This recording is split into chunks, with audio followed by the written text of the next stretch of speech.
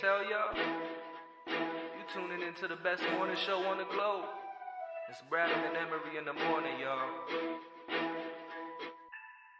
LeBron and Jordan, either one when I'm performing. Crossover, buzzer beater and I'm scoring. Bradham and Emery in the morning. Every play they on it. Every day I'm balling. Who's the coach? Who's the GOAT? Like Brady and Belichick, best show on the globe. And they embellish it. Y'all paying Zippy, I'm Ken Griffey or maybe Mahomes. I stay in the zone, whether man to man or play in the zone. They can't stop me. Mayweather boxing, Curry with the shot, man. We just the best to be. Can we have our SB, please? This was meant to be. Every morning with Bradham and Emery.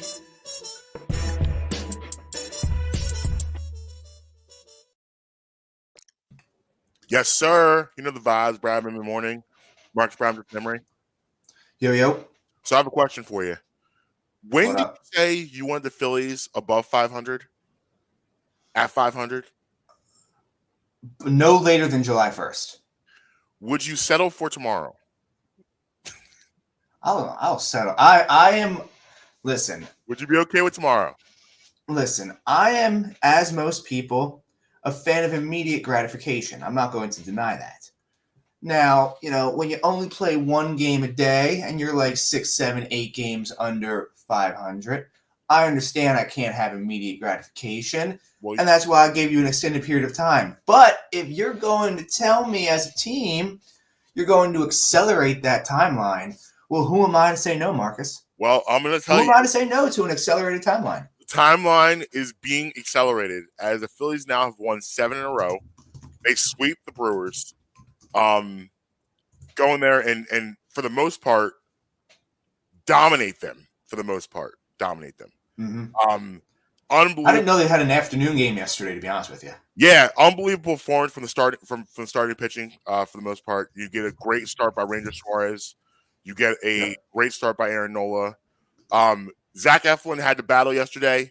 Didn't have his best stuff, but gave you enough. The game. I mean, he only gave you 4 innings, but in the sense that he didn't let the game get away. He didn't let it get away. Kept them at 1 run. They were last year's Cy Young winner. Corbin Burns started for the Brewers yesterday, and I thought they did a good job also battling him, which allowed them to chase him out of the game earlier. They got him out of the game. That's good baseball knowledge out of you, knowing he won the Cy Young. Yeah. If you asked me, I would have said Clayton Kershaw. Baseball Bradham's here. Baseball Bradham's here. I'm all baseball up. So Corbin Burns, they get him out of there in the 5th inning because he threw a lot of pitches. Even though it was a 1-1 game, both starters were in the hundreds, pitch count wise. So that obviously allowed you get a guy like that out of the game, get to the bullpen, and good things can happen. And the Phillies had some opportunities against Burns they didn't capitalize off of. Rob Thompson actually in his post game interview made a good point about runners scoring position. Like, it comes in waves, comes in spurts. He's like, but to get runners in scoring position, you gotta get runners on base. If you continue to do that, eventually something good will happen. That's what happened yesterday. They had a lot of runners on base early on in the game, didn't capitalize. But then all of a sudden, later in the game, the floodgates open up. Harper hits one. Kyle Schwarber hits one. Listen, stop Kyle Schwarber for 1 second. We were told about June Schwarber, okay? Like, we were worried about June Schwarber. I mean, we have the splits, or should I pull them up? I got it right here. We hadn't seen it yet here with us because obviously it's the first year here. But we were warned about June Schwarber and what that looks like. So far in June, Kyle Schwarber has 26 at bats, 9 hits in those 26 at bats, 8 runs, 3 home runs, 6 RBIs, 346 clip. His average right now is about between 210 and 212. He's somewhere in that neighborhood. All right, I'll pull it up real quick for you. When the struggles were real, I said I need him to be at 235 to 240 by year's end, and that's where he's heading. And oh, by the way, between Kyle Schwarber and Bryce Harper, they're going to hit close to 40 home runs this year, if not 40 home runs. That's the pace they're on right now. They're on a pace to hit just below 40, but if they continue on this pace, it's going to be over 40. So you got to be excited about that. Schwarber's hitting, Harper's hitting. Harper's been hitting all year. You know, Castellanos, we're still waiting for him to snap out of his slump, but we all know he will. And he'll 209. Schwarber's 209. 209. Yeah. So listen, this is a far cry from the 160 he was hitting a month ago. And you know, the power is there. You know, you got to be excited about what you're seeing out of him. But anyway, so you get the home runs from those guys. Odubel gets you one off the bench. Didi Gregorius hitting the ball extremely well. I think he had 3 hits yesterday. I think about 5 to 6 hits, 5 hits for the series, I believe. And so like you're getting production everywhere. Every guy's producing, and it's fun. Again, 7 in a row. This weekend you have Arizona coming in. Tough matchup tonight. The only tough pitching matchup you're gonna have all series. This is their ace on the mound tomorrow. Zach Gallen, 4-1, 2.40 ERA against Kyle Gibson. Who can, you know, Kyle Gibson's a feast or famine. He can give you a great start, but he can get weird. So, you know, the Diamondbacks aren't a great team, so you hope that he can keep you in the game. And again, a similar format you used yesterday, where you were able to chase Burns out early and then get to that bullpen. But yeah, I mean, listen, much needed, much deserved for the Philadelphia fan base to have a squad balling. We need after how much Sixers hurt us, you know, the Flyers being non-existent. We needed a squad to ball. We haven't had. I'm not even a Flyers fan. We haven't had, you know. I guess no, I'm not gonna say that. Sixers, we were getting excited about Sixers in the playoffs, but you know, it's been tough sledding for about a month and a half, and we needed something, and the Phillies are providing that. Now, so now you're back in the race.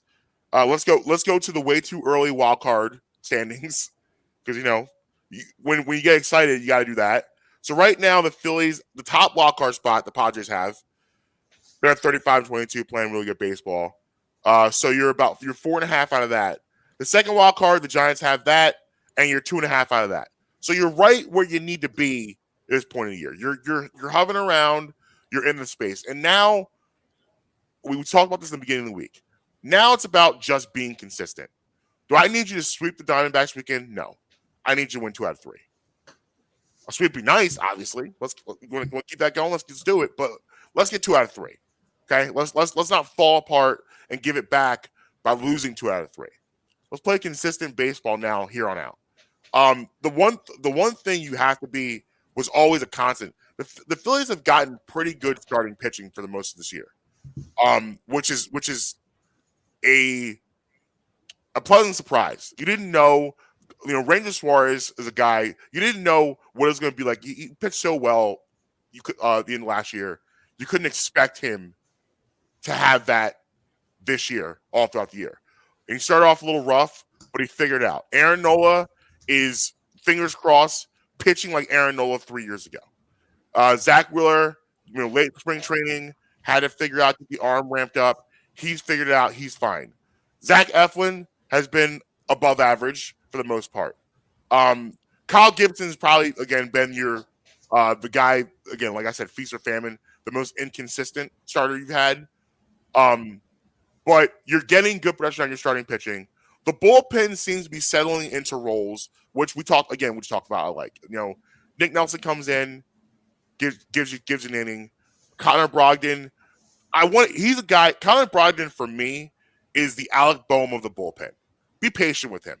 You know what I see for him? I see for him in 2 years, I see Ryan Madsen. When I look at him, because if you guys remember going back to the run of the 2000s, late 2000s, Ryan Madsen in the beginning of that run was very frustrating for a lot of people because it never seemed like he could put it together. It always seemed like he was giving up runs. It always seemed like he was giving runs at the worst times. And Connor Brogdon reminds me of that. But the stuff is there. The arm is there. He has a really good changeup, very similar to Madsen. It's crazy. Cole Hamels' changeup was so good, we forget how good Ryan Madsen's changeup was. Ryan Madsen had a Ryan Madsen is one of my favorite Phillies players. Mad Dog. So he's not lost upon me. So Mad Dog was one of my favorites too. But in the beginning, that when he first came on, it was a growth process. I think that's gonna be the same thing with Connor Brogdon. Listen, I correct me if I'm wrong, because I was like real young when they first acquired him. Mm-hmm. Did he leave and then come back?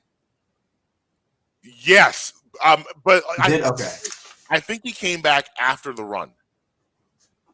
I think I thought he came back during the run. I mean, I could be wrong. I'll look real quick, but I thought that he look that up. He was here and then he left and then came back. Look that up. Okay. So I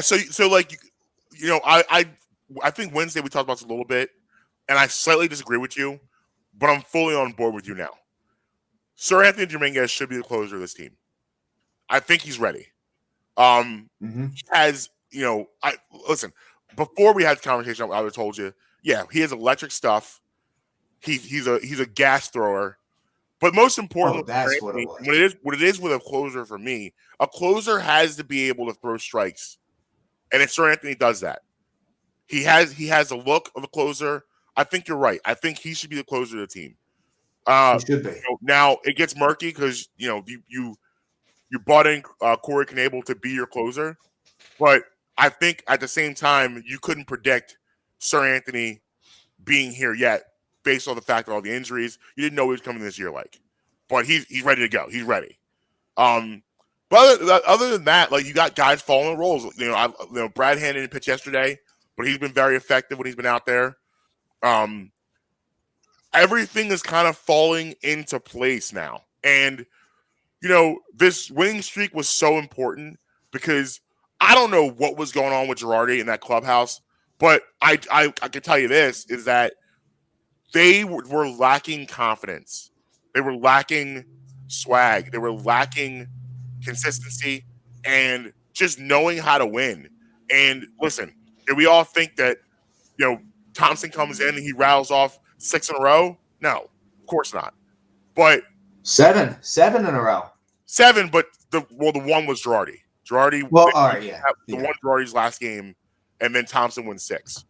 So, but you didn't think that would be a possibility. Actually, Rob Thompson's the first Phillies manager to win his first 5 starts or better. It's never happened before in the history of the franchise. So it shows you what's happening here and the turn of the tide. So whatever happened at the very least, and we talked about this earlier in the week, baseball is a game of personalities, and it just seems like Rob Thompson's personality meshes way better with this team than whatever Joe Girardi was doing. Could not agree with you more. I'm just running some numbers real quick on Bryce Harper that popped out at me. And he is just unbelievable. Yeah, no, hold on. I'm just running some numbers real quick. Sorry. Let me ask you a question about him. Sure, go ahead. This is conversation on Sports Talk Radio I overheard. Okay. Oh, okay. Then I have a question for you in regard to baseball statistics. Okay. Someone said that Bryce Harper right now already is the greatest Phillies hitter of all time. Right now. Do you agree with that statement or disagree? I have a question before I answer that. Okay. Actually, no, I don't need to ask a question. The answer is no. Not yet. Is he at the table? He's at the table. Does he have a chance to be? Because he's only 29. Yes, he does. But not yet. See, I retort that question with I think people forget 2007 Chase Utley. That, for me, in a Phillies uniform, for me, is the best Phillies hitter I've ever seen. 2007 Are we talking about only individual seasons?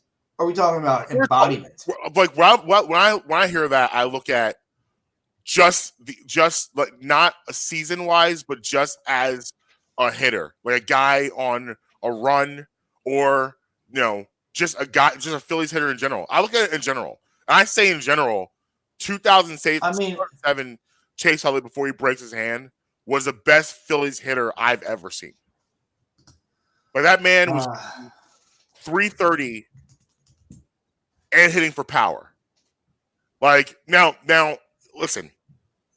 Bryce is in the middle of a year. Listen, Bryce is in the conversation. He's in the, but he's not there yet. And last year his MVP year. Because listen, remember, if Utley doesn't break his hand, Rollins doesn't win the MVP that year. Chase Utley does. Yes, and I think that gets lost in translation because everyone remembers 2007 as Rollins MVP year, which Rollins had an incredible year. But I think people forget how much of a monster Chase Utley was before he broke his hand. And, like, he was different then at that time period. That was his best offensive year. He had really good offensive year after that, but he was in a different stratosphere that year. So I look at that and, like, you know, also Ryan Howard has entered the chat. You know, well, I was gonna say mine is 06 Ryan Howard, 58 home runs, 149 RBIs with a 313 average. Yeah. Listen, 2009 Ryan Howard, 279, 45. Like, yes. So like that, like I'm not now there. if we're talking career, then you have to allow obviously Mike Schmidt to enter the conversation, 500 plus home runs. Right. But if we're only talking like 2 to 3 year increment spans, yeah, Harper right now is in the middle of one, but I can't definitively say yes. It's now you kind of gave me a great segue there. So here are the numbers that I've been looking up. Actually, real quick, do home runs count as extra base stats, or do home runs stand as individual stats upon themselves? They're extra base hits. They do count. They're not their own category. Well, yes and no. I mean, they count extra base hits, but they also they count as both. Yes. Okay.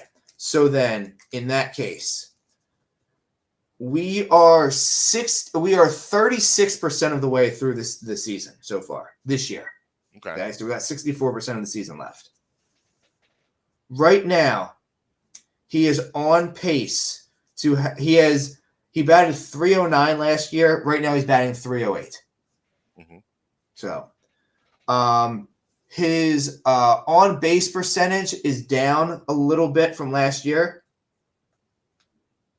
but his slugging is actually up from last year, and his slugging is up more than his on base percentage is down. He is on pace to have more home runs than he had last year. He is on pace to almost double how many doubles he had last year. By the way, he led the NL in doubles, and he's on pace to do almost double what he had last year. He is on pace to have almost 35% extra base hits, and he is tied for the league lead last year.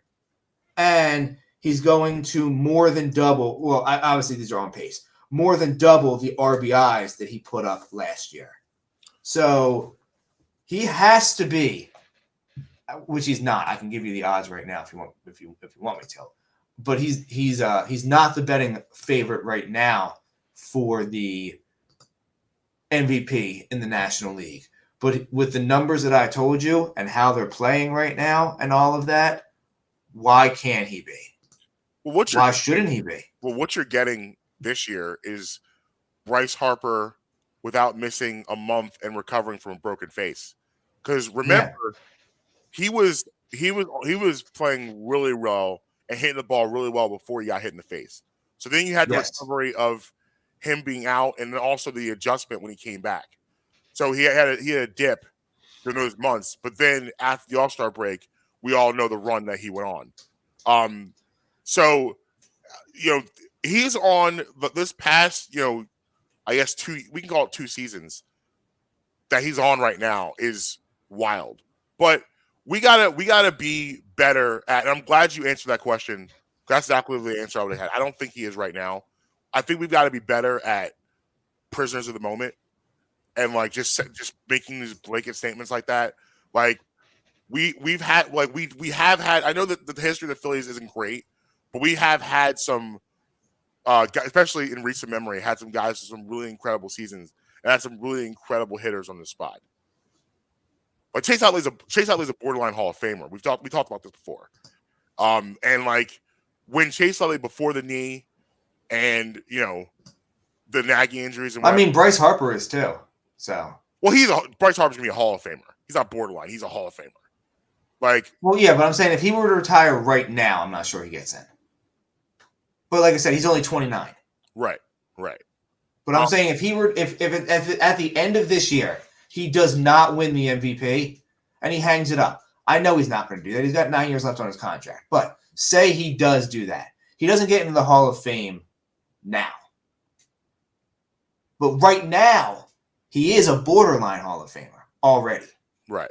I agree with you. He will be in the Hall of Fame. He'll play another 7, 8, 9, 10, 12 years. Who knows how long he's going to play? He's not even 30 yet. Right. So he will be in the Hall of Fame, first ballot. I agree with you there. But my point is, right now, today, he's only a fringe Hall of Famer. Yeah.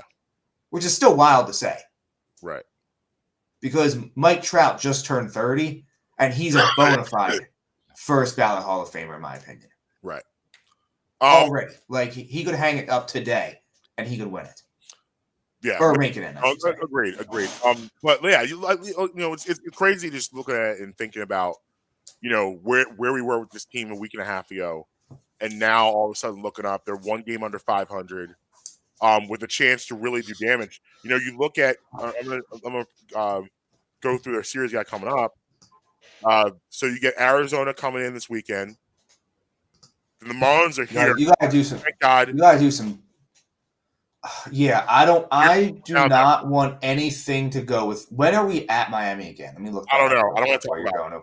I don't want to talk about I'll look that up. I'll look that up while you're going through the rest of the schedule. Diamondbacks coming in this weekend. Marlins coming in. So a nice homestand. 5-day homestand. 6 games. Then you're at Washington, where they always play well. At Texas. And then you're at the Padres. So, winnable series here. I'm looking at Arizona, Miami, and Washington. You have 3 winnable series in a row where you should expect 2 out of 3. 2 out of 3 should be expected out of those 3 series. And what do you do 2 out of 3? You're 6-3. There you go. And you're over 500. So that's the type of baseball I want to see from the Phillies going forward. I want to see them winning series consistently. Oh man, not good. You finish the first half, go into All-Star break in Miami. So you could go into All-Star break losing a few games. And you play a lot of Miami in September, Marcus. There's always a ton of Miami. Miami, if you take out Miami, the past 3 years, the Phillies have made the playoffs 3 years in a row. Miami has been the Actually, you want to hear a wild stat? Yes. I'll give you a wild stat. Since the year 2000, okay? Uh-huh. If you would have given MLB the third wild card that whole time, the Phillies only missed the playoffs 1 year. From 2000 to now. They only missed the playoffs 1 year if they had the third wild card. Interesting. So that just shows you that for a long time, they've been close. Yeah. I mean, not quite. Like it was a bill. Obviously, the late '90s were ugly, but those before you had like those Larry Boa, early 2000s. Those teams had 83, 84, 85 wins. They were building. Yeah. They just didn't get to like that 89, 90 threshold they needed to get because they only had one wild card. And the division winners were always in the 90s. Right. Rollins So and the culture starts to change. And then you get Utley. you remember young Rollins with the braids? Yep. Braids Rollins. Yep, I do. That's where I started to get back involved because it like again the late 90s were ugly around here, ugly. So that's where I started to get okay, something's happening here, and it took a while for them to crack through. Actually, it took 7 years from the crack through. They finally did, and then you had your run, and now here we are. But I mean, listen, it's just nice to know that yes, we will. It was doubt a week and a half ago, but it's nice to know yes, we will have a baseball season. Some things I like to see. I want to see Reese Hobson get going. I like to see him. Ranger Suarez. I like to see JT get going. And those are things that, but you know what though? But now those guys have the luxury of coming along their pace. I think there will because we know Reese can get hot. Like JT, I don't know. This might just be who he is, but we know Reese is gonna get hot. We know Castellanos is gonna get hot. Castellanos is a professional hitter. Yeah, he'll be fine. I'm not worried about Silver him. Slugger. I'm not worried about him at all. He'll be fine. So yeah, it's just exciting stuff. We'll see what happens tonight as they're on the hill again tonight. Two things for you about the Phillies, real quick. Okay. First, to add to your list of things, I need Ranger Suarez to step it up though too. Yeah, I mean, I think he's been better as of late. I think the last two outings were better. Yeah, but all in all, he has not showed this year so far what he showed last year. Yeah, and but he pitched so well. But he hasn't even gotten necessarily that close to it either. Yeah.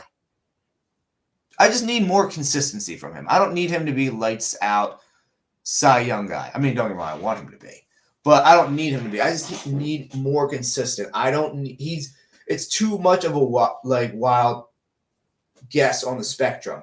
Is he going to come out here and be able to throw 4 innings, or is he going to come out and be able to throw 7 2/3? Right. I just need more consistency. That's all what I need. I need him to just be more consistent. And then the other point I wanted to make for the Phillies is: are you to the point yet that you're taking the kids down to the ballpark or no? July 1st. I'm taking Zay for his birthday. Fireworks, July 1st. We're going. We're down. We're in. I'm ready to go. I think it's time. I think this week I was like, that's why I wanted. Let me ask you this. Are you going regardless? Like, what if this goes off the rails between now and then? Are you still going? Yeah. I mean, yeah, it's time to get out of the ballpark. But okay. I'm not hoping that. I'm not wishing and hoping that. I think we'll be okay. I think they figured it out. I think we're going to be okay. They're going to be in contention the rest of the year. I expect them to grab one of these wild card spots. I fully expect it. I hope so. Yeah. So 7-row Phillies. Good news. Shifting gears. Game 3 of the NBA Finals. Man, it's wild. If there was no third quarters, this wouldn't even be a series. I mean, it really wouldn't even be a series if there were no third quarters. Crazy stat, going into the third quarter of Game 3, the Warriors were a plus 35 in the third quarter. Every other quarter, they are a minus 40. Going into the third quarter of Game 3, and once again, they played really well in the third quarter, take a lead, and then things go back to normal in the fourth quarter. Listen, I don't know what the Warriors can really do. This is one of those situations where it's like you're in a fight and the person punches you and you're like, oh, ish. I'm going to die. Hold on. Time out real quick. One last thing on baseball. I pulled up the thing about Ryan Madsen. Forgot to just address that. Okay. The thing that threw me off is that they sent him back to the minors, tried to bring him back as a starting pitcher. Oh, okay. Yeah. Okay. That's what threw me is he went and they tried to convert him to a starter before bringing him back to Brooklyn. He actually played on 4 other teams, but they were all post Phillies. Okay. So he didn't actually come back. It was the whole weird trying to make him a starter that's what threw me off. Yeah, I remember talking about it. But so I just wanted to get to that before we got out of baseball. No problem. So yeah, it's literally that's what it is right now, where I don't know what the Warriors can do. I've always thought Boston was a better team. But the Warriors, they're in a tough situation because once again, you have 2 guys producing. So Steph gives you buckets. Clay gives you his best game yet. It wasn't like spectacular, but it was really good. But you're not getting anything from anywhere else. And again, in your starting 5, you have 2 guys that give you nothing offensively. Draymond Green, this is for the series, okay? He's averaging 5 points on 5 of 19 shooting. He has not hit a 3 the entire series, 0 for 7. That's not going to work here. Because if you think in the NBA Finals against this Boston Celtics team, you can bring her behind on the court and just set picks and pass the ball, that's not going to work, bro. That ain't it. And that's pretty much what he's doing. And it's worked on the year because, again, the matchups for them before this series, even if they only had 2 guys producing, 2-3 guys producing, they were so prolific at running that offense, it didn't matter. Boston's blown this thing up. And I'm convinced, this is a wild thought, but I am convinced they are playing the rope-a-dope with Steph Curry. Like, they are saying, okay, Steph, whatever. Get your 31, get your 5 or 6 threes, but guess what? You can do that, but no one else will. You can't do this by yourself, Steph. And you guys don't got the numbers. You don't got the answer, Sway. Because Wiggins... Yes, Steph's going to have to go out and drop 50 for them to win. Wiggins isn't putting those numbers up. Thompson's not. Jordan Poole has completely disappeared for the most part. He gave you a little bit in game 2, but he's been basically a non-factor, which you were counting on him to be that third guy. He has not been. And I don't know. I go back to my original statement. I don't know what they can do. I don't know what adjustments they can make because this is such a mismatch, and it's obvious a mismatch looking at these 3 games because of Boston's wingspan, their ability to defend all 5 positions, their ability to switch everything, and their ability to take guys and put them in a penitentiary for minutes at a time. And the Warriors match up to that. The Warriors need game 6 Clay every game here on out. Right. And I don't even know if that's enough. I just don't because you do not disrespect game 6 Clay I don't know if that's enough. On these airways, okay? Clay, you do not until proven otherwise. Game 6 Clay is all you need. Well, there might not be a game 6 on this rate. No, that's why we need it, and that's why we need it now. Because, that's why we need that now. And to me, if you ask me my opinion right now, through 3 games, the MVP of this series is Jaylen Brown, the Celtics. I think he has been. Can you believe he's still at 3.5 to 1 betting for the MVP? Yeah, they have. Well, obviously, Steph. Tatum. If the Warriors win this series, Steph's the MVP, no question. They have Tatum ahead of Brown, which I don't understand at all right now. Tatum's been okay. He's been good, but Jaylen Brown's been out of his mind. And you go back to game 1, Jaylen Brown kept them in that game the entire first half and had a really good fourth quarter. I mean, Al Horford's a story of the game 1, but he played really well in that fourth quarter. He had a great first half in game 2. They ended up losing the game. Game 3, Jaylen Brown gives you 27 points on 9 of 16 shooting, 4 of 8 from 3, 9 rebounds, and 5 assists. And also, I feel that he has set the tone of the "Yo, Draymond, we're not scared of you" camp. Like, he has stood up he has taken it to Draymond Green, which you don't see a lot of guys. Listen, no disrespect to Draymond Green. Draymond Green is one of the best defenders in NBA history. We know this. However, Jaylen Brown has said, I don't care. I don't care. I'm taking it at your chest, Every time I have the ball, I don't care. You may be one of the best defenders of all time, but you can't guard me. That's the energy he's on right now. And that whole thing is sparking everyone. And what else you get? When we talk about the role players, how better role players are playing at home. Al Horford gives you big minutes Wednesday.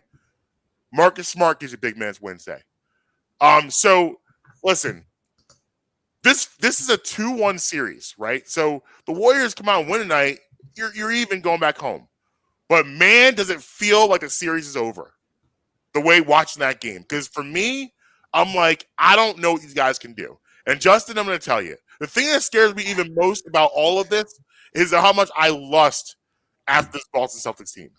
I love this team. Thank you for saying that, because I have to say something right now that I didn't know how I was going to go over, but I'm glad you said something first. It's hard for me to get my hatred up for this Celtics team. Yeah. Part of it is because I think Brown and Tatum don't feel like Celtics. So yeah, they're much more likable.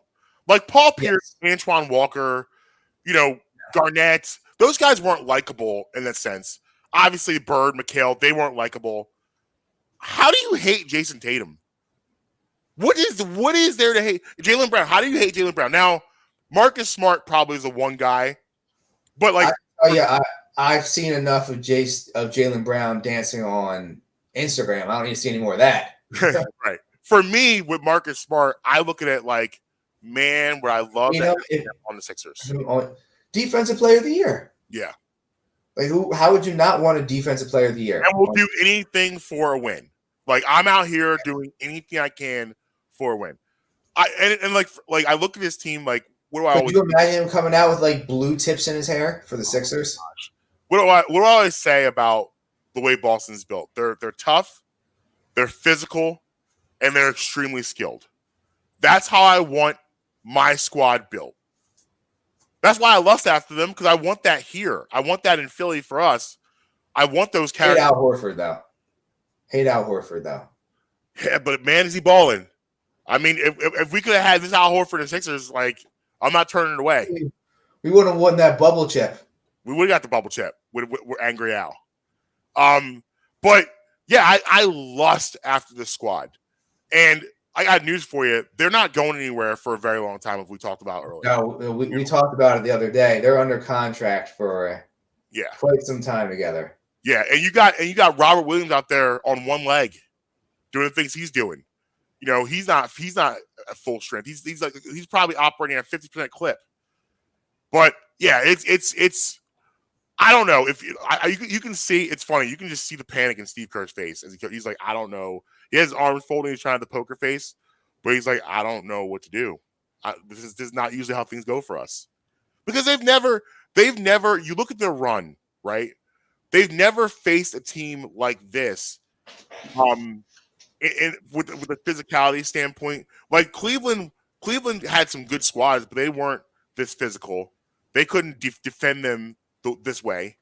In the playoffs, going through all the playoffs, Houston didn't play any defense, so I mean they didn't have to worry about that. San Antonio probably was what you would say would have given them the best matchup before Kawhi breaks his ankle. And they're going to defend. Obviously, that team defended, but for the most part, they've never seen this. And what I was saying before the series started, the Mavericks were a horrible warm-up matchup for what you're going to face here. Because the Mavericks aren't a physical basketball team. They're not going to defend this type of level. They don't have the athletes to defend like this. And that was, for me, I looked at the 3 series they played, the Grizzlies being the closest comparison to the Celtics. They're not the Celtics either. And then you start with the Nuggets, who are very similar to the Mavericks. The Nuggets aren't defending anybody. And the Mavericks, they want to try to defend, but they don't have the capabilities of defending the way Boston can. So, yeah, I mean, for me, it was all about, is Boston mature enough to beat this team? Are they going to beat themselves? Are they going to make those crucial mistakes? Are they going to have those meltdowns in the last couple minutes? But what they've done is They haven't made it close down the stretch. But they're both their wins, it hasn't been close down the stretch. They've been comfortable 5-6 minutes to go. It'll be interesting to see if that's my thing for the Warriors. If I'm Steve Kerr, let's try to get this game. Let's get this game in a dogfight the last 5 minutes. Let's see the medal they have down the stretch. We have that championship medal. We have been here down the stretch. I believe in our squad if it can be close. And I do. I think if it's a close game down the stretch, I give the edge to the Warriors because of their championship pedigree. But the Celtics have not had – it hasn't been close. It hasn't. So we haven't seen that yet. I don't know. I just – this will be an interesting game because I'm interested to see – because you might – listen, this is a wild thought. But I'm just going to put it out there.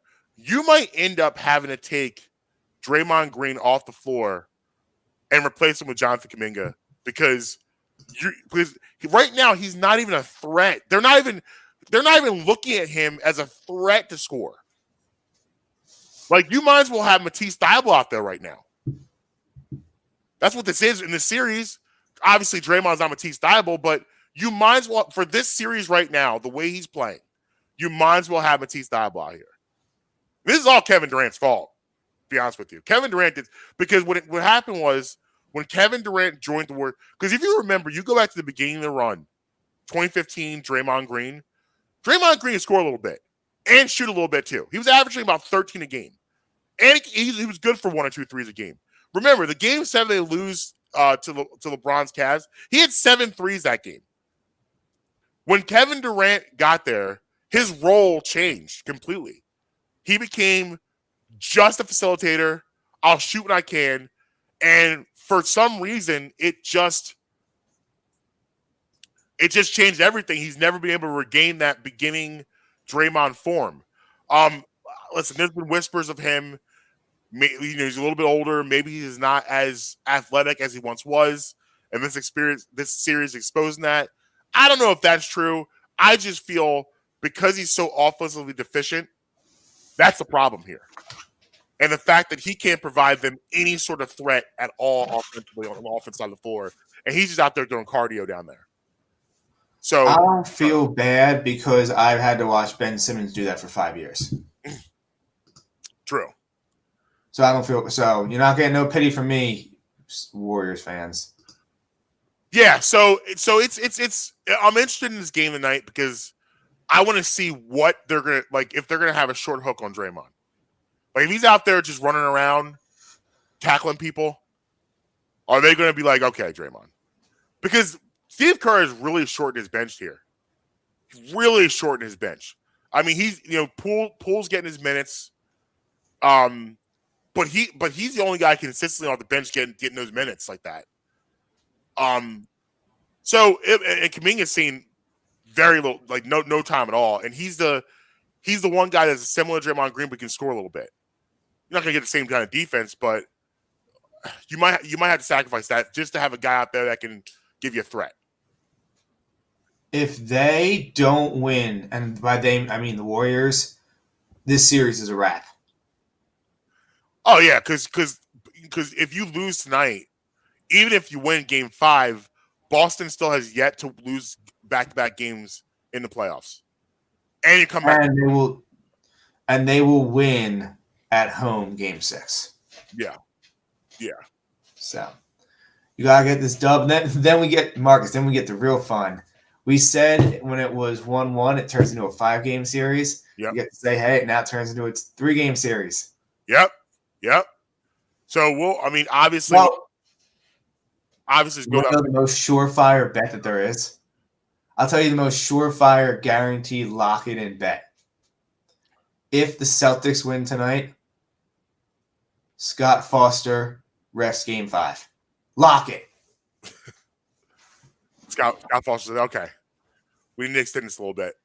We need we can't have we need this to go at least 6. We can't have the dubs going out like this. You'll probably be right on that. But yeah, we'll see. We'll see what happens tonight.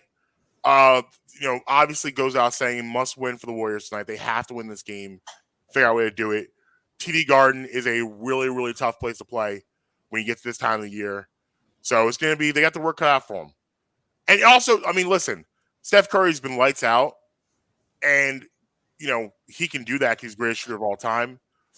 But you're asking a lot of him to keep playing this clip, even if the Warriors, even if Celtics continue to play him in drop coverage. You're asking a lot for him to keep shooting like this. You're asking a lot. He's gonna have a game where the ball just doesn't go in the hoop. He's not a robot.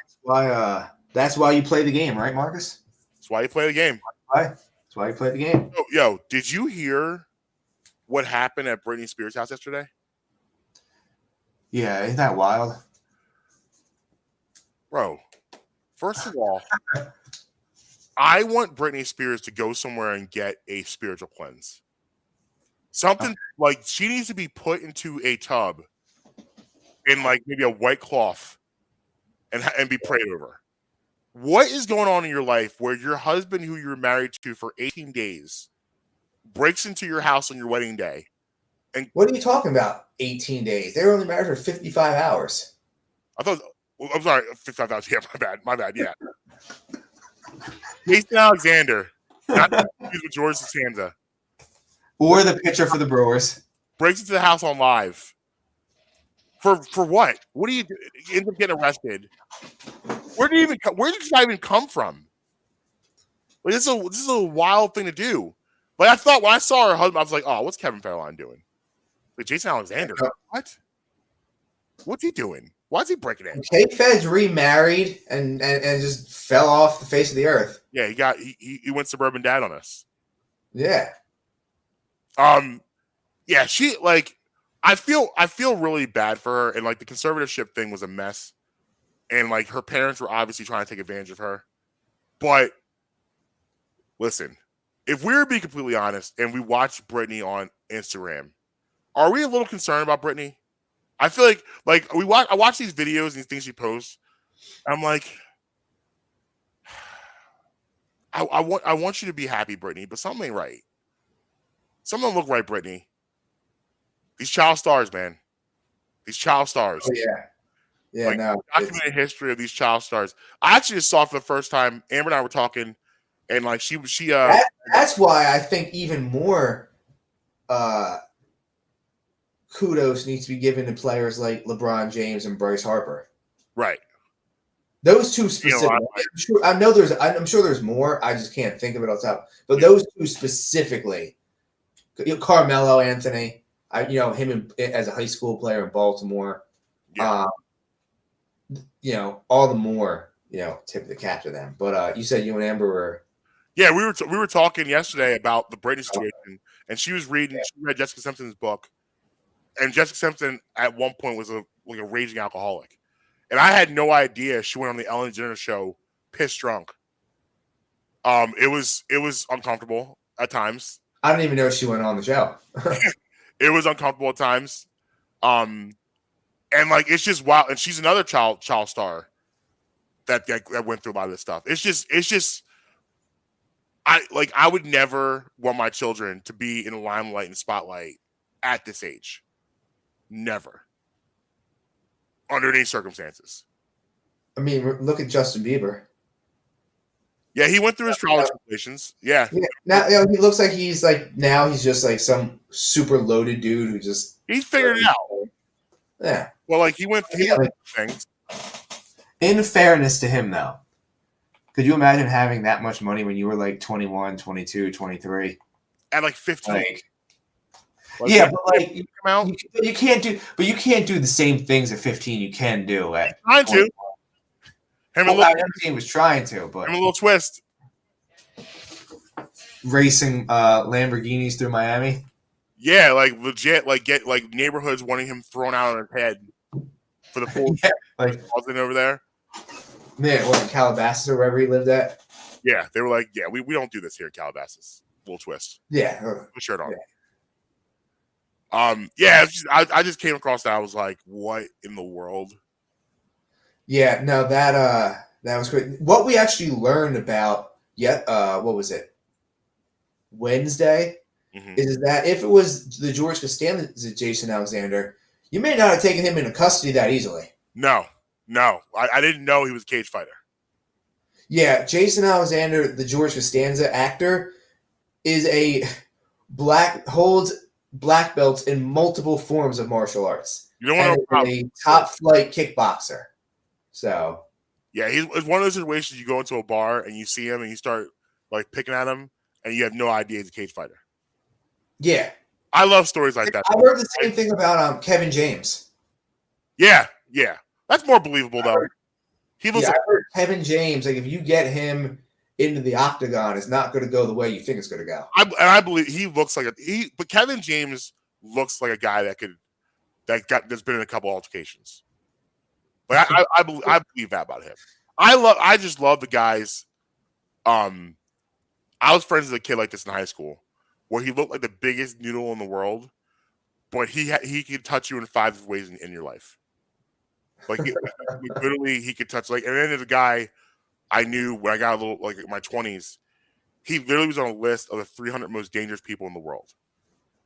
Like he'd done all these like crazy tournaments and things, and like literally he could literally touch you in your neck and you're dead. Like that's how lethal he was. Like he was, and like you would never know. You would never know. Like he literally said he was like, I will in a fight. He's like, all I do is defend. I don't ever do offensive because I will kill someone. So all I do is just protect myself. If someone like ever fights me that I know is a novice, I just protect myself because you're gonna die. And like it's interesting with people like that. Like I've always respected the restraint of people like that who like are trained killers, but they don't.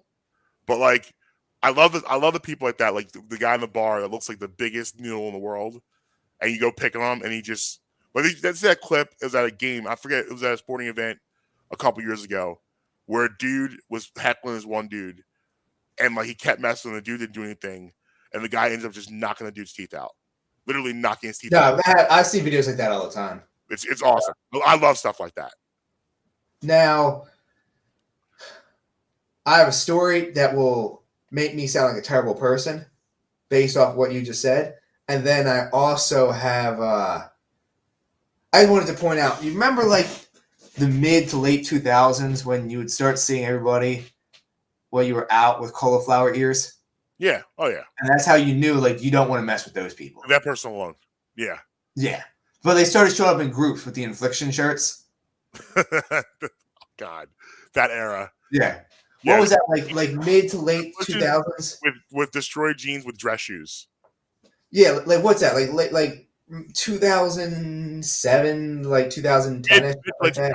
Yeah. Yeah. It was after the affliction shirts were after the Abercrombie era. Yes. That's what everyone was wearing after that. They went from Abercrombie to affliction. Yes. We're just working our way through the alphabet now, aren't we? With the spiked hair. Yes. And like the sunglasses that they're not holding out any sun. No.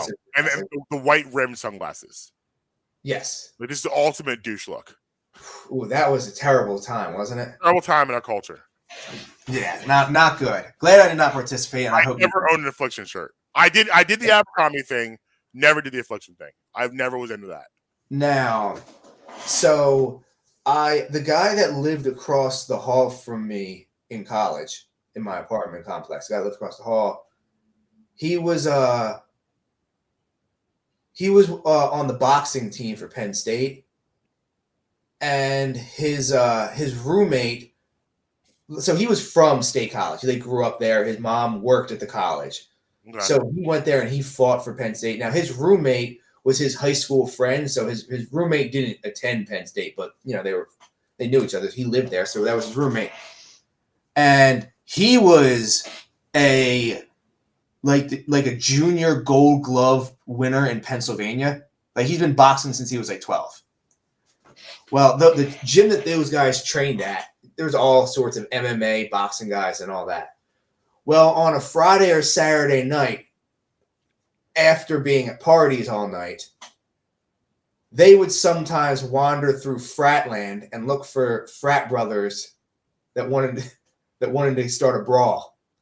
And a bunch of them would just walk up to frat houses, and you know how frat guys are. Yeah.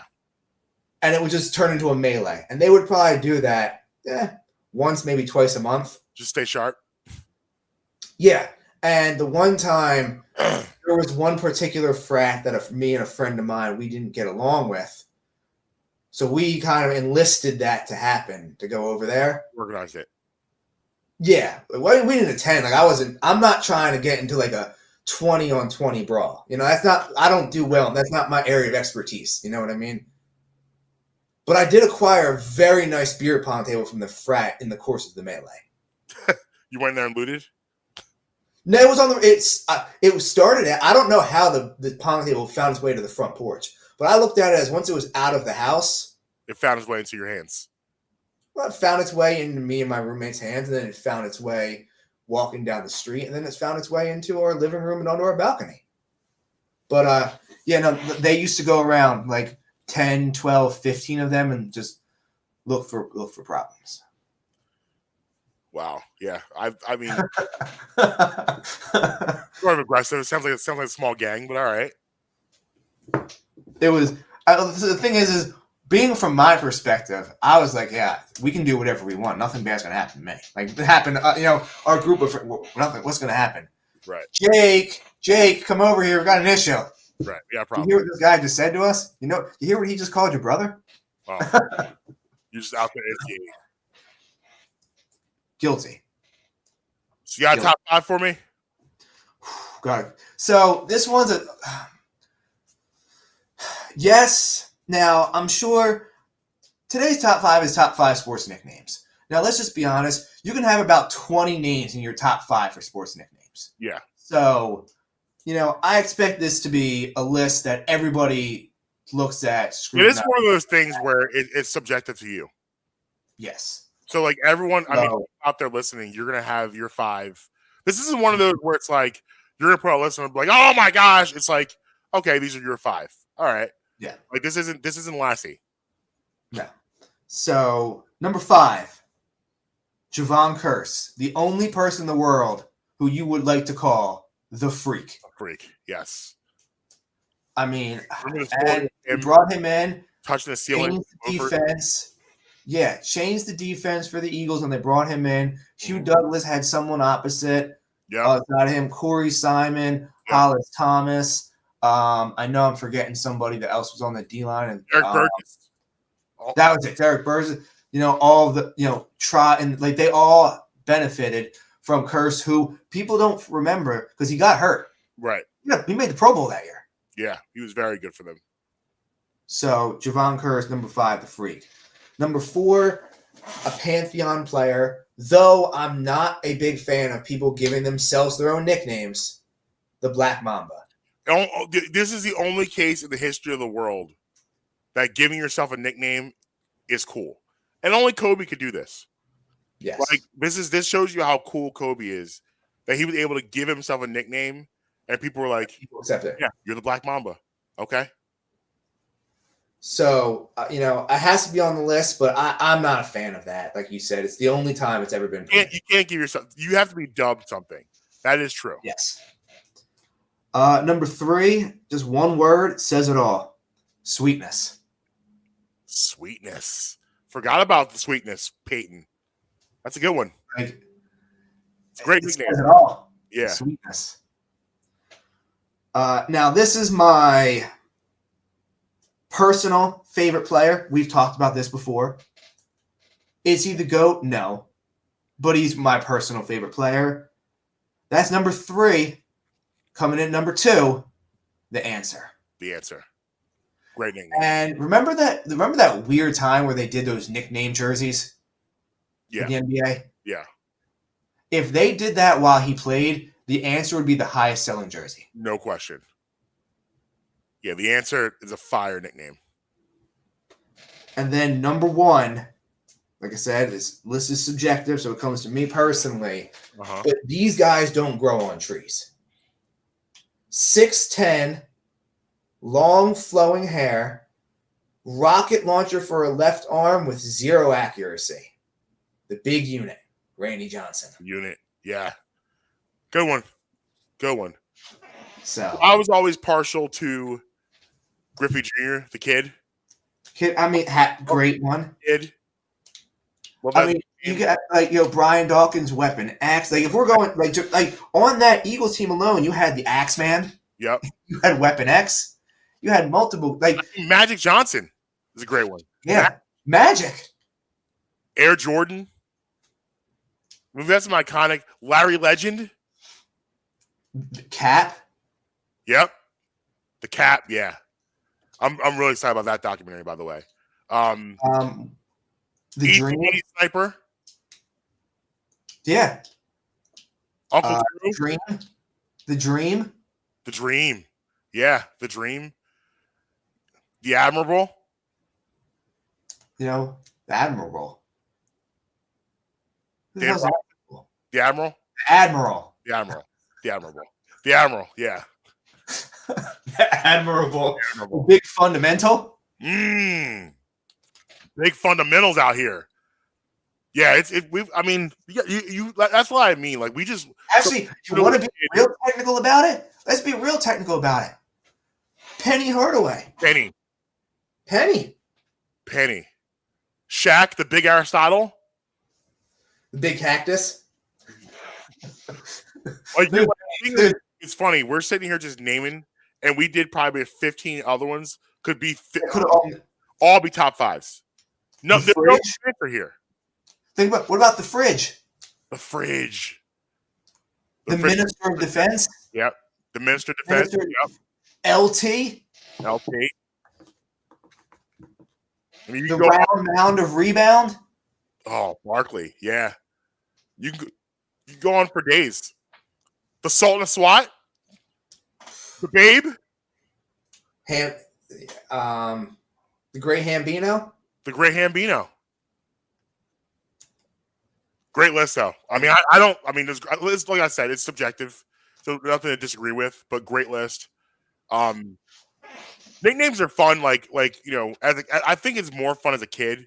As a kid, I feel like you're way more into nicknames than you were as an adult. But that's why for me, I named pretty much all my childhood nicknames. Like today, I'm not so much into nicknames now, but as a kid, like I said, Driffy, the Kid, I thought was the coolest. The Kid. I actually had a poster in my room of Ken Griffey Jr. in his stance, uniform on, fire in the background. It's just an inferno. Kid Dynamite was a poster. Love it. Give me some of your childhood posters in your room. So for me, I had Griffey. Oh. I had Joe Montana. I had Reggie Jackson, a Mr. October poster, Reggie Jackson. I had Randall. I had Charles. And Wheaties did this campaign back in the late 80s. Wheaties, first of all, is the grossest cereal of all time. Let's just talk about that. I tried to buy Wheaties. I was like, I'd rather have my Frosted. If we redid that bracket, they're not making it. The worst cereal ever it's absolutely gross. It shows you the power of Michael Jordan that he had kids out here trying to eat these things. Well, anyway, Wheaties had ran a campaign where they gave out for about 6 months these incredible Jordan posters. I have 3 of these posters, all 3 of them. One poster was him at a playground, and he's playing pickup ball, and everyone's on the ground, and he's in the air about to dunk on 45 people. But literally, he's in the air above everyone. I have that poster with the graffiti in the background. I have a poster with him holding the basketball against a wall, and it's just all graffiti with the Nike logo. This is pre-Jumpman logo. This is how old this is. Then I have a poster of him at a dunk contest, which actually now I found a T-shirt of that shot. You've probably seen this T-shirt before. I've worn it before. It's red with him in it. Yeah, that was a poster. I had that poster as a kid. So those are my posters. Those are my. What were your posters? I had Iverson. Obviously, I've talked about many times about all the things I've had with him as a kid. I had Jimmy Rollins. Okay. Had Jimmy Rollins. By the time Howard Utley came around, I wasn't getting necessarily posters anymore. But Jimmy Rollins, I had Jimmy Rollins. Yeah. I had McNabb. Okay. I had Deuce Staley. Ooh, Deuce. Eric Lindros. Oh, Lindros. Okay. Had Eric Lindros. Had John LeClaire. So you're going? Did you have Mikael Renberg? You're going all No. Legion of Doom? Okay. No, had who were some other Bobby Abreu. Bobby A. Okay. Had that. And then and Dawkins. How Do that kids do posters anymore? Like, is that a thing? Like my kids. And then I'll give you one that was non-Phillies. Okay. I had an Atlanta Falcons Michael Vick poster. Of course. I mean, you're from that generation. Of you had to do that. Yeah. You had to do that for the culture. Atlanta. Yes. Do kids do posters anymore? Like, is that a thing? Because I know, like, Mike, like, even. NFTs.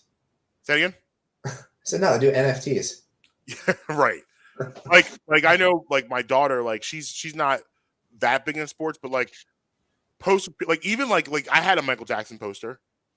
You know, I had pop culture posters like that, and like even stuff like that, like this, like the people they're into, like for instance, BTS put out an album today. BTS is huge. They're like one of the biggest bands in the world. No BTS posters, you know, things of that nature. Kids even do that anymore. Is that a lost art? Like there was nothing cooler than going to the store, getting that 50-cent to $1 poster, and then creasing it and putting it on your wall all nice, and then standing back and just looking at it and admiring it. I had a 50-cent Get Rich or Die Trying poster. As you should.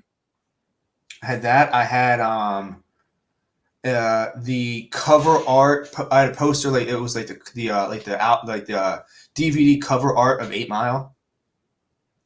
Your room looked like. See, this is how I grew up. Like your room, just because that was part. That's not your identity. That's how you. That's poster, how you are. What you went. Giant poster of the Springfield for The Simpsons that had like every character in it. Oh wow! Like, I had like just like you said, every inch of like, yeah, like the walls in my room were blue. There was no blue that was exposed. Yeah, that's how it was for me. I had posters. It was everywhere. I had posters everywhere. I loved collecting them. I loved ripping out like the fold outs out of magazines. Yep. Yeah. Yep. I would cut out pictures of magazines all the time and hang them up. I don't think kids do that anymore.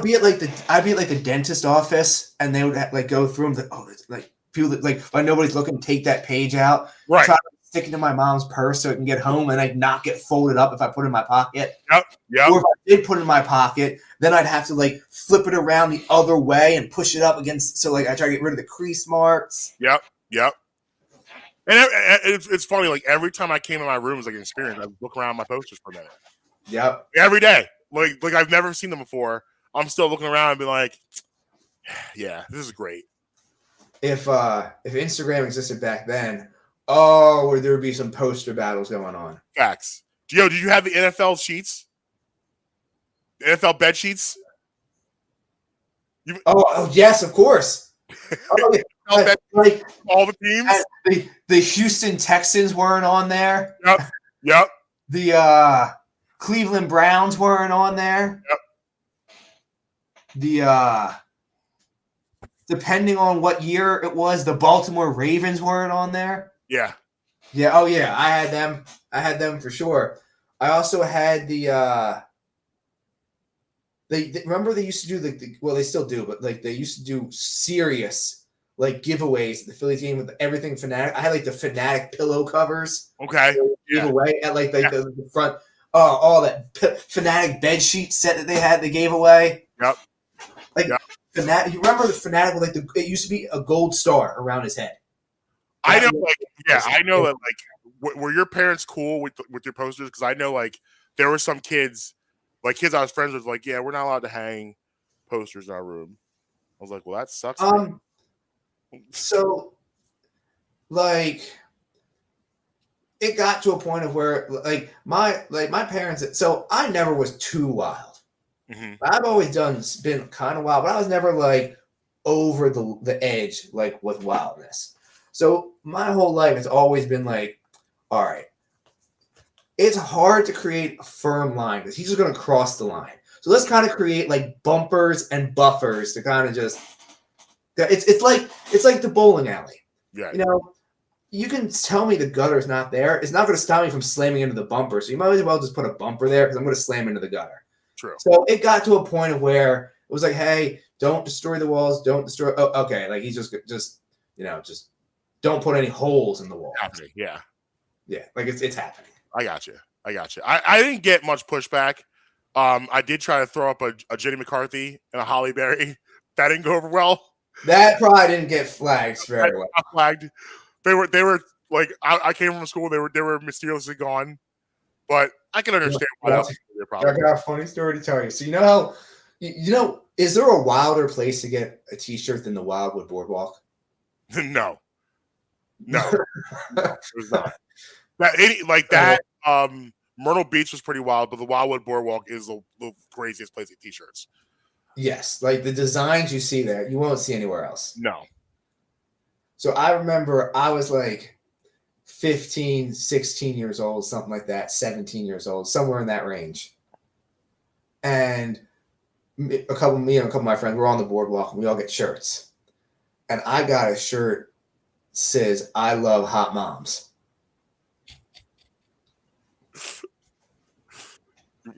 So I'm wearing that around. Like I said, I'm still in high school. Yeah. So kind of something similar. I came home one day and like I couldn't find that shirt anymore. I can imagine how that'd be a problem. Yeah. That's hilarious. Well, it was right around the time that American Pie and Stifler's Mom was big. So Stifler's Mom. And gosh. American Pie. Woo!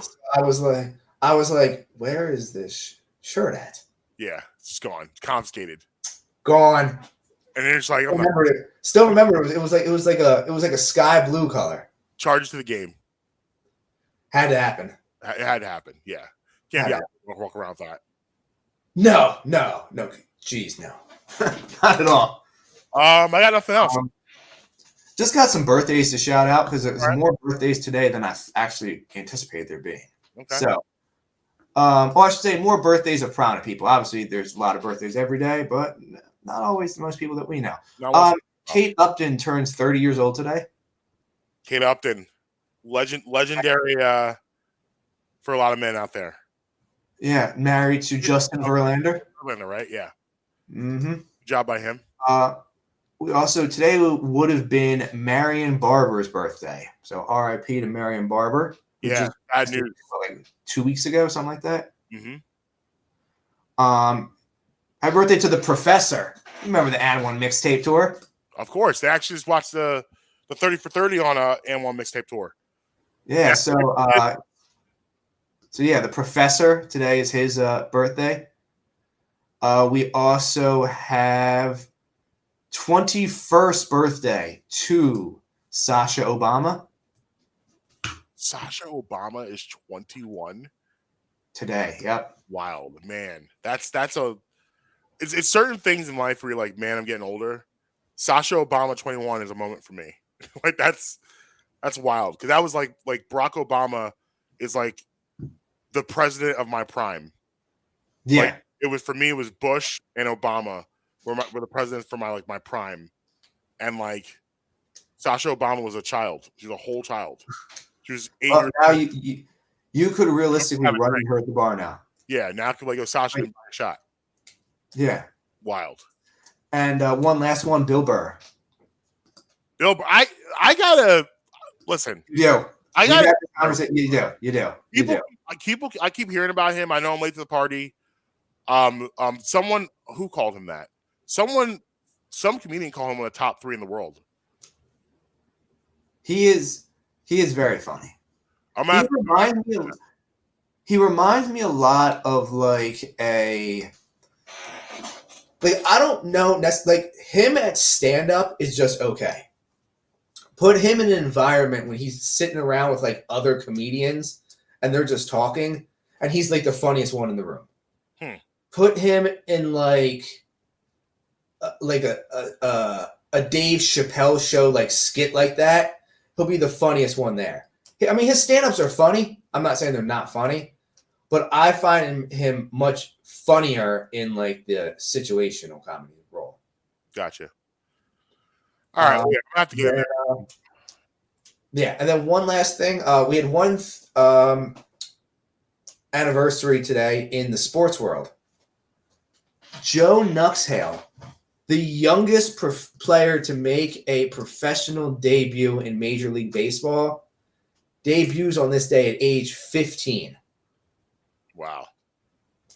Now, he came in during the World War II years where there was a shortage of players.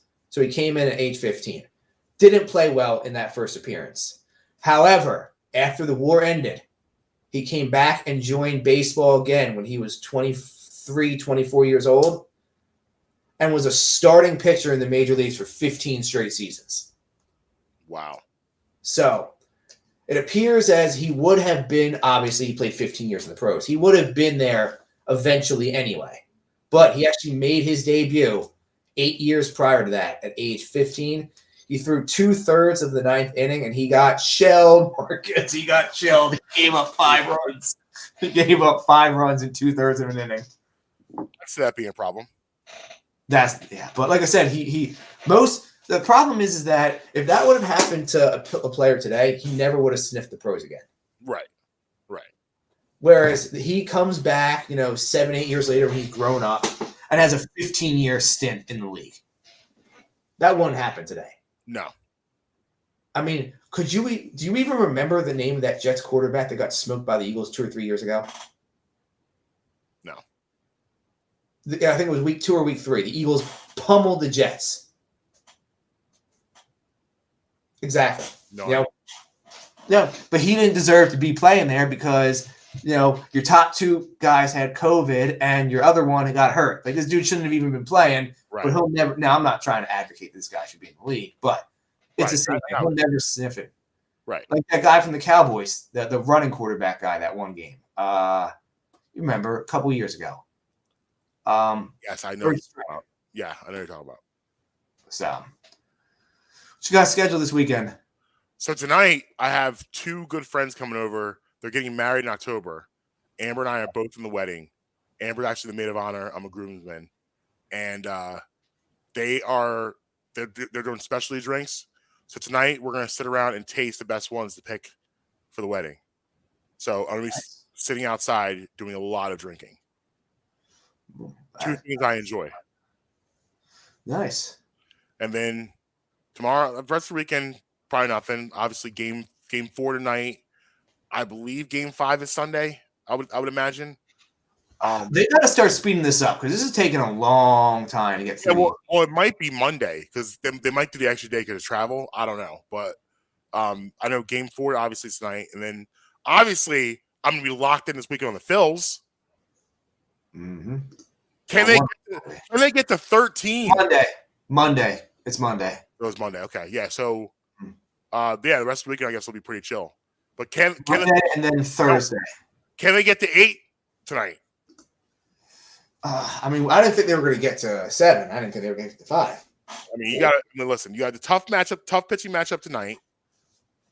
But after that, you got Bumgarner and whatever else you're going to throw out there. But this is the toughest one you're going to have tonight. I got faith in Topper. Robbie T. All right. Until next time, at Marques Between everywhere. At Justin and Michelle on social media. Brad and Murray Pod everywhere. BradMichelle.com for the merch. Please like and subscribe at YouTube. Check out Vans Jewelers, 332 York Road, the heart of Hatboro. And until next time, you'll be with us. You'll be against us, but never going to stop us. Wait.